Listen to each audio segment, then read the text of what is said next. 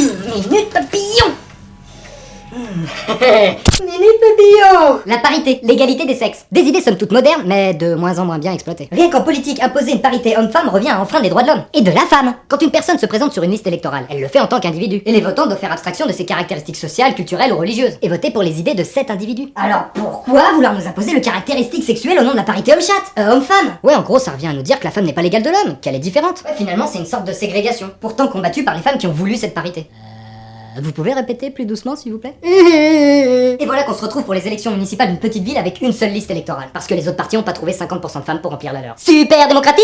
Ce n'est pas en imposant la femme qu'elle se révélera. Et l'égalité des sexes pure et dure est une utopie sans fondement. S'il y a deux sexes, c'est bien pour qu'ils soient différents. Oh là là, si la femme devient un homme bis, bah je préfère me couper les couilles, me les mettre en boucle d'oreille et devenir prêtre. Ou alors, suite logique, il faudrait bannir la galanterie. En plus, là où généralement les hommes usent de galanterie, les femmes usent de solidarité féminine. Donc la balance penche pas souvent du côté des hommes. Et lors d'un naufrage, on fait comment? Ça peut plus être les femmes et les enfants d'abord. Les enfants d'abord! Après les femmes et les hommes en même temps! Et les mecs, n'hésitez pas à jouer des coudes, on leur doit rien ces grognasses. Chef, je suis en train d'envoyer une. C'est bien mon polo. Elle se débattait, je l'ai assommée cette connasse. Oh là là, parce que des revendications débiles, il y en a eu depuis qu'est entrée en scène la féministe. La féministe, en fait, c'est un peu ce qu'on a fait de moins bien en sexe féminin, mais avec une grande gueule.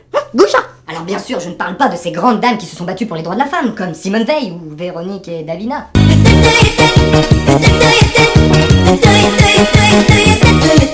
Je parle de la féministe de base, cette chieuse en mal d'amour. La féministe dévalorise la femme, elle n'est même pas aimée par celle-ci. Un peu comme le syndicaliste dévalorise son emploi, en pensant que travailler le moins possible l'aide à le conserver. Et comment ça, le port de Marseille il est passé compétitif? Ils veulent licencier du monde de pécheurs? On va leur montrer à ces cognons ce que c'est que la compétitivité. Allez, tous en grève. Et chef, je peux avoir un pastis? Eh ben bien sûr, mon polo. Par contre, la première cagole qui nous dit qu'on peut pas boire pendant la manif, ça part en pugilat, hein. Pugilat, mets la main dans la gueule. Elle est bonne celle-là, hein, polo. La féministe doit s'ennuyer.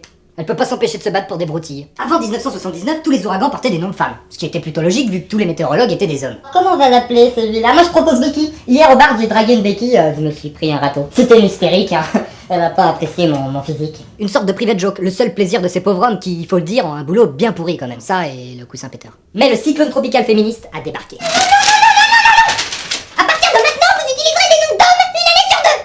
Ça fait un petit peu chier, hein, parce que ça veut dire quoi? Je vais devoir aller draguer dans les barguets? Tu parles d'un combat merdique, hein. Elles ont vraiment que ça à foutre, cette bande d'hystériques. Hystérique, soit dit en passant, vient d'utérus, étymologiquement parlant.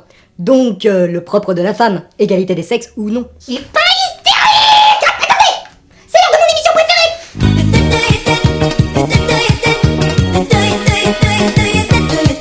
La féministe du 21e siècle veut devenir un bonhomme avec des grosses coronesses, hein. Et essaye de nous enfoncer ses idées à grands coups de tampons hygiéniques dans la gueule. Plein de sang les tampons en plus, hein, c'est dégueulasse. Messieurs, approchez-vous.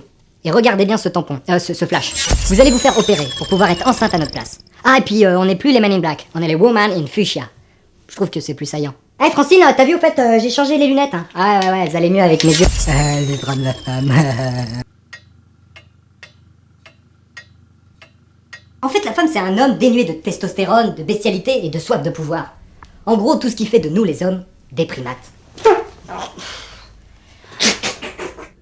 Ouais, enfin, je vois pas pourquoi la femme veut l'égalité des sexes, alors qu'elle est plus évoluée que nous. Il y a des choses immuables, hein. On pissera toujours les plus loin, et la femme restera la plus belle création de Dieu. Ouais, bon, après, il y a des femmes qui ont trop de testostérone, et donc de poils au menton, et je crois que c'est ça qui en fait des féministes.